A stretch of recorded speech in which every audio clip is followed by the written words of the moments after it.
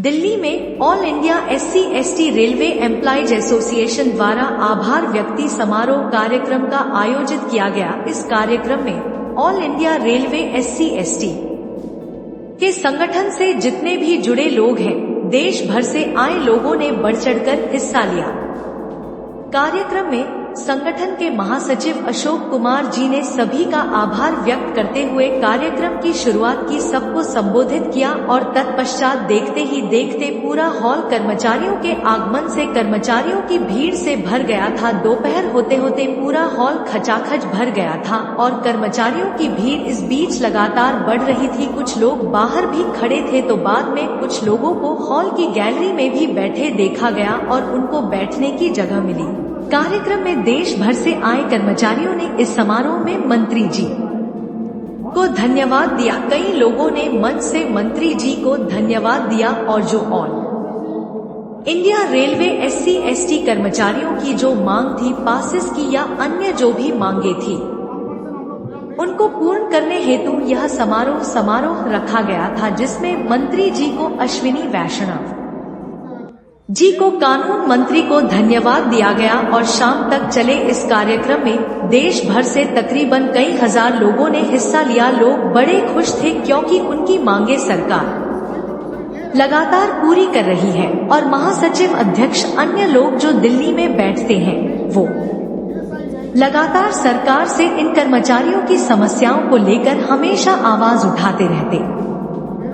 मंच से कई लोगों ने अपने अपने विचार साझा किए। राष्ट्रीय बड़ी लेवल के जो नेता थे, चाहे वो कोषाध्यक्ष हो, महासचिव हो, अध्यक्ष हो, अन्य लोगों ने भी इस मंच से, देखिए महाराष्ट्र से भी लोग आए थे और महाराष्ट्र से नहीं बल्कि देश के तमाम जगहों से लोग आए थे और सबने अपनी अपनी बातें रखी और आने वाली समस्याओं से कैसे निपटारा किया जाए, आने वाली समस्याओं को कैसे निपटाया जाए, इसको लेकर के सबने बात रखी। इसी बीच सर, आज महासचिव से हमने बातचीत की तो सुनते हैं महासचिव ने अशोक जी ने क्या कहा। चाहिए अधिवेशन से पहले ही और चुनाव से पहले ही प्रोवाइड करा दी थी और बाकी दो सुविधाएं इलेक्शन के बाद कंसीडर करने की बात। सर, आज बुद्ध पूर्णिमा पे इतना भव्य प्रोग्राम रखा गया है और जिसको आपने अर्धवार्षिक अधिवेशन का भी नाम दिया गया। सर, इस प्रोग्राम का पर्पज क्या रहा? देखिए, आज बुद्ध पूर्णिमा का दिन है, बहुत पावन दिन हमारे लिए ये माना जाता है जो भगवान बुद्ध का जो धम्म है उसके अनुसार, क्योंकि भगवान, जैसे कि मंत्री जी ने भी बताया, हमने भी बताया कि आज का दिन एक ऐसा वैशाख पूर्णिमा का दिन है जहाँ जब बुद्ध भगवान का जन्म हुआ और ज्ञान प्राप्त हुआ और उसके बाद में महापरिनिर्वाण हुआ। इस दिन में हमने ये आरती का अधिवेशन रखा था और साथ में ही जो रेलवे बोर्ड द्वारा, माननीय मंत्री जी द्वारा जो हमारे एसोसिएशन को सुविधाएं एक्सटेंड की गई हैं, उसमें उसके लिए उनका धन्यवाद, आभार अभिव्यक्ति समारोह के रूप में भी रखा गया। तो पूरे देश से लोग आज एकत्रित हुए और वार्षिक अधिवेशन को, आपने देखा कि नागपुर के अंदर वार्षिक अधिवेशन हुआ था, वहाँ हमने अमेंडमेंट के लिए कुछ निर्णय लिए थे।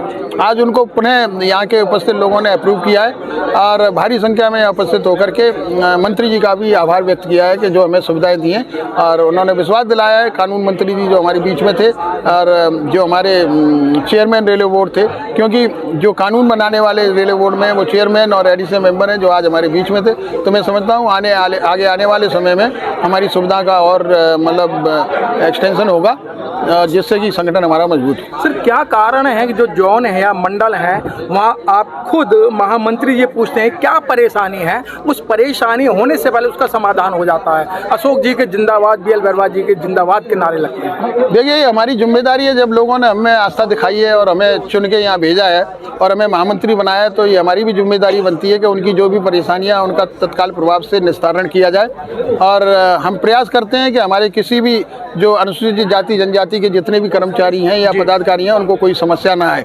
और इसी क्रम में हम लोगों ने रेलवे बोर्ड के सामने जो प्रस्ताव रखा है कि हमारी फैसिलिटी बढ़ाई जाए, क्योंकि फैसिलिटी बढ़ाई जाएगी तो हमारी एसोसिएशन मजबूत होगी, एसोसिएशन मजबूत होगी तो हमारे कर्मचारियों का मनोबल बढ़ेगा और मनोबल बढ़ेगा तो उनकी समस्याओं का भी समाधान होगा।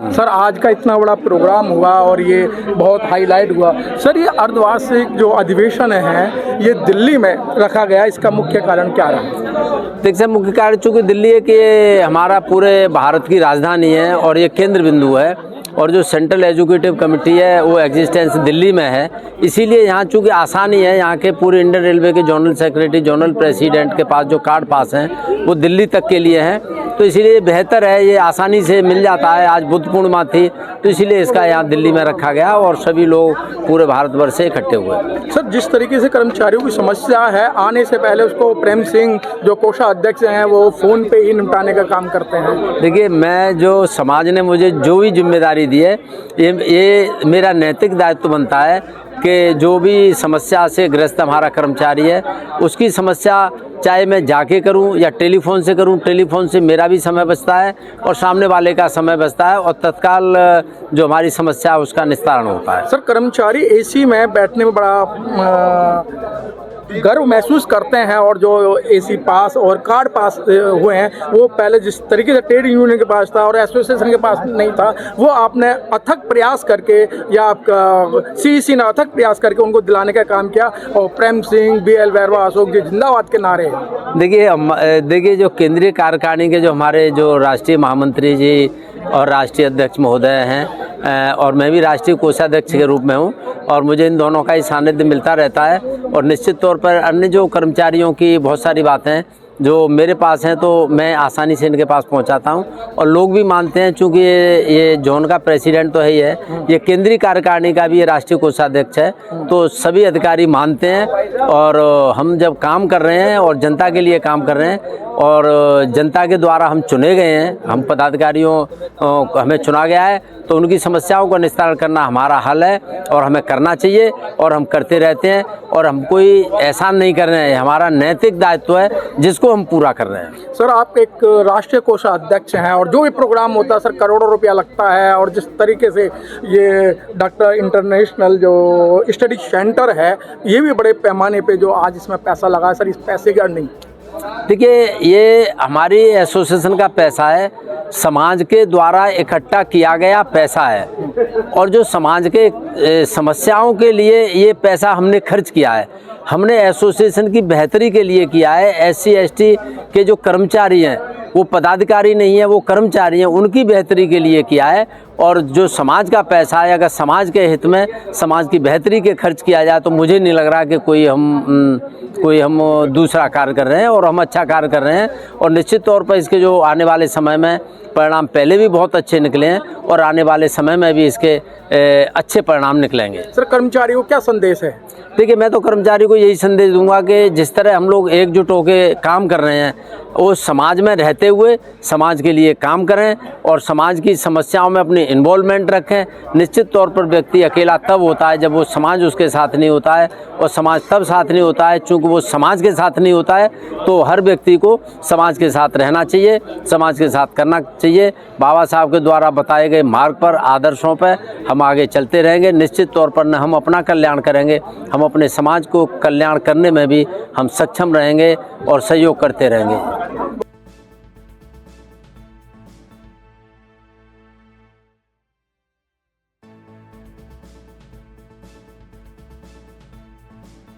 संगं शरणं गच्छामि पाणातिपाता वेरमणि सिक्खापदं समादयामि पाणातिपाता वेरमणि सिक्खापदं समादयामि।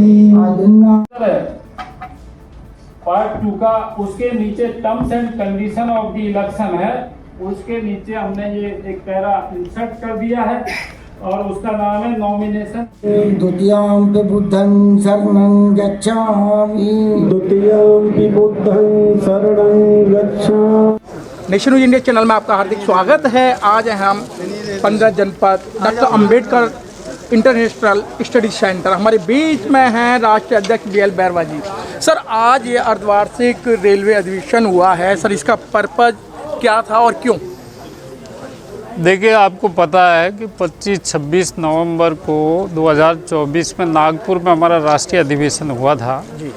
और उस राष्ट्रीय अधिवेशन में हमने हमारे जो एसोसिएशन का बायलाज है उसमें काफ़ी सारे अमेंडमेंट किए थे और वो रजिस्ट्रार ऑफिस में हमने सबमिट कर दिए थे। उसके बाद जो प्रक्रिया है उसके तहत अगले वार्षिक अधिवेशन में उनको कंफर्म करना पड़ता है। तो एक तो आज का जो मुख्य पर्पज़ था कि जो हमारे संविधान में संशोधन हुए हैं एसुन के संविधान में, उन संशोधनों को जनरल बॉडी के द्वारा कन्फर्मेशन कराना। तो आज सभी संविधान संशोधनों को यहाँ पर पूरा जनरल बॉडी के द्वारा एक एक करके सबको पास किया गया है। तो एक तो हाफ ईयरली जो एजीएम है उसका ये ऑब्जेक्ट था। दूसरा, हमारे जो माननीय रेल मंत्री जी अश्वनी वैष्णव साहब हैं और अर्जुन मेघवाल साहब हैं, इनके समक्ष ये नागपुर में आए थे, तब हमने कुछ मांगे इनके समक्ष एसुन की रखी थी और उनमें एसुन को सुविधाएं बढ़ाने की मांगे थी प्रमुख रूप से। तो उन्होंने दोनों ने ही मिल कर के और हमारी एसुन को शाखा स्तर पर कार्ड पास की सुविधा बढ़ाई है। इसके अलावा 2 इनफॉर्मल मीटिंग होती थी उसको बढ़ा करके उन्होंने 3 किया है।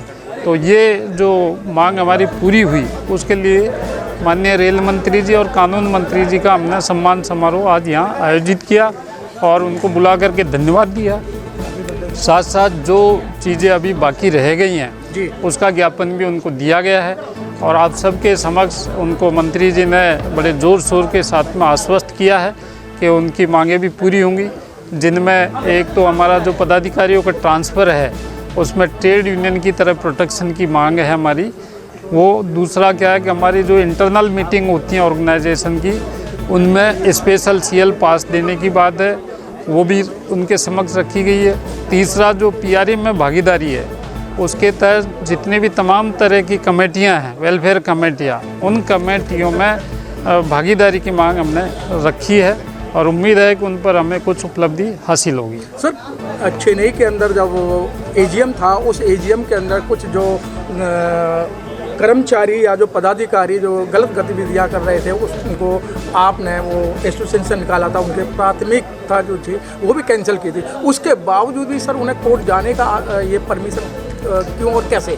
देखिए, कोर्ट के लिए सबके दरवाजे खुले हुए हैं, लेकिन हमारी जो एसोसिएशन का जो संविधान है, विधान है, बायलाज है, उसके तहत कोई भी व्यक्ति यदि एसोसिएशन के जो मेन ऑब्जेक्ट हैं उनके खिलाफ में यदि वो काम करता है, एंटी एसुन एक्टिविटी करता है या संगठन को बिगाड़ने का काम करता है या यूनिटी को डिस्टर्ब करने का काम करता है या कोई मिस एप्रोप्रिएशन ऑफ फंड में फंसा हुआ है या कोई दूसरी तरह की गतिविधि जिनसे संगठन को क्षति होती है, ऐसे लोगों को हमने चेन्नई के अधिवेशन में संगठन से प्राइमरी मेंबरशिप से उनको निकाल दिया था और ये प्रस्ताव पास किया कि जो भी ऐसी एक्टिविटी करेगा वो अपने आप निकला हुआ माना जाएगा, उसके लिए अलग से अनुमोदन की आवश्यकता नहीं है। उसके लिए हम लोग उसको निकालने का निर्णय जो ले सकते हैं। तो इससे काफ़ी सुधार हुआ है। बहुत से लोग ऐसे थे जो आए दिन ऐसी एक्टिविटी करते थे, वो आज एसोसिएशन के बाहर हैं। 1-2 लोग ऐसे हैं तो बार बार कोर्ट केस करते रहते हैं, तो वो तो उनका काम हो सकता है, उन्होंने धंधा ही बना रखा हो ये जी। तो कोर्ट के बारे में हम कुछ नहीं कहना चाहेंगे क्योंकि कोर्ट में कोई भी जा सकता है। सर, रिजर्वेशन प्रमोशन में सबसे पहले आप ही लोगों ने पीएल डाली और उस रिजर्वेशन प्रमोशन का आपको फायदा भी हुआ रहा है, लेकिन उस एक्ट को लेके और जो डिपार्टमेंट है वो वाहवा लूटने का काम कर रहे हैं। एक्चुअली वास्तविकता तो ये है कि जो आरक्षण की लड़ाई जो all India SC/ST railway employees association ने लड़ी है जी, ये लड़ाई किसी ने भी नहीं लड़ी है, चाहे कोई परिसंघ हो, चाहे कोई महासंघ हो, चाहे कोई दूसरा संगठन हो जी। जब न्यायालय में कोर्ट केस की बात आती है तो आपने देखा होगा इंदिरा जयसिंह को हमने रिजर्वेशन इन प्रमोशन में एंगेज किया और 7.5 लाख रुपए पर हियरिंग पर डे का हम लोगों ने पेमेंट किया है। उसका बाई चेक करते हैं, हम नगद भी नहीं करते हैं पेमेंट। और आप समझ सकते हैं कि यदि ऐसे केस में 10 हियरिंग हो जाती हैं तो कितना पैसा उसमें देते हैं। कोई भी इस देश का कोई भी SC/ST का संगठन ऐसा नहीं है जिसने आरक्षण को बचाने के लिए इतनी रकम खर्च की हो जी। सीनियरिटी का मैटर था, जब एंटी रिजर्वेशन OM निकले तो कोई परिसंघ के माध्यम से सड़क पर लड़ाई हुई, उसमें हमने भागीदारी करी, लेकिन न्यायालय में भी हमने उस लड़ाई को लड़ा और उस समय में भी डॉक्टर के पाराशरन जैसे सीनियर एडवोकेट को हमने एंगेज किया और वो कहीं न कहीं उसका जो फाइनली अमेंडमेंट पास होकर लाभ मिला उसमें भी श्रेय एसोसिएशन का रहा। जो अपग्रेडेशन में रिजर्वेशन की बात है, हाई कोर्ट ने खिलाफ में निर्णय दे दिया, रेल मंत्रालय की SLP खारिज हो गई और जब एसोसिएशन ने SLP फाइल की, एडमिट हुई और वो हमारे पक्ष में गया। अभी एक आपके माध्यम से मैं लोगों को बताना चाहता हूँ कि कानून देश के अंदर संविधान है क्या जी, देश के अंदर सर्वोच्च न्यायालय भी एक ही है, हाई कोर्ट भी हैं, और जो DOPT से आदेश जारी होते हैं वो सारे मंत्रालय में होते हैं। लेकिन रेल मंत्रालय एक ऐसा मंत्रालय है जिसको अपने कानून बनाने के अधिकार हैं, और जो DOPT का रोस्टर था वो हमने अलग बनवाया, 4था पॉइंट SC का और 8वां पॉइंट ST का करवाया। उसके बाद जब अभी वो चैलेंज हो गया था तो सुप्रीम कोर्ट में केस फाइल हुआ और अभी 2 महीने पहले ही वो जजमेंट भी हमारे पक्ष में आया। तो मैं ये इसलिए बता रहा हूँ कि आरक्षण की असली लड़ाई all India SC/ST railway employees ने लड़ी है और आगे भी लड़ती रहेगी। सर, कर्मचारियों के आपके ऊपर बहुत बड़ी एक आशा और उम्मीद है, और आपकी एक बात निकलती है तो यहाँ खचाखच हॉल भर जाता है और ग्राउंड को भर देते हैं। सर, ये क्या खूबी है? ये ईमानदारी से और लोगों के हित में यदि आप काम करते हैं जी, तो लोगों का जुड़ाव आपके साथ होता है, और यदि आप इसको ईमानदारी से नहीं करते हैं, पूरी सत्यनिष्ठा से नहीं करते हैं और सही ऑब्जेक्ट के साथ में नहीं करते हैं, तो लोग थोड़े दिन आपके साथ रहेंगे, उसके बाद छोड़ जाएंगे। और ऐसा अनेकों बार हुआ है। आपने परिसंघ के जो नेता को भी देखा कि जब 4-5 लाख की रैली भी होती थी, लेकिन अब 4-5 हज़ार की भी करना मुश्किल होता है। 5 भी नहीं हो रहे। तो ये कारण यही है, और हम लंबे समय से जो टिके हुए हैं या संघर्ष कर रहे हैं उसका एक कारण यही है कि हम सही ऑब्जेक्ट के साथ में सही दिशा में सही लड़ाई लड़ रहे हैं। सर, रेलवे कर्मचारी को क्या संदेश है राष्ट्रीय अध्यक्ष का? रेलवे कर्मचारियों को तो हम यही कहना चाहेंगे कि जहाँ तक एसोसिएशन का सवाल है, ये एक बहुत ही सुधरा हुआ और संयमित संगठन है, मजबूत संगठन है। तो ट्रेड यूनियन के बजाय इस एसोसिएशन से वो जुड़ें, इसको मजबूत करें और छोटे मोटे मतभेदों को लेकर के संगठन में बिखराव न लाएं, क्योंकि आगे आने वाला जो समय है वो बिखराव में उपलब्धि हासिल नहीं हो पाएगी। एकजुट रहेंगे तभी आरक्षण बचेगा, और एकजुट नहीं रहेंगे तो आरक्षण नहीं बच पाएगा जी। तो मैं जो रेल कर्मचारी हैं SC/ST के, उनको यही कहना चाहूँगा कि वो इस एसोसिएशन को मजबूत करें, इसको अपना माई बाप समझें और इसको सहयोग करते रहें हमेशा। सर, बहुत बहुत धन्यवाद।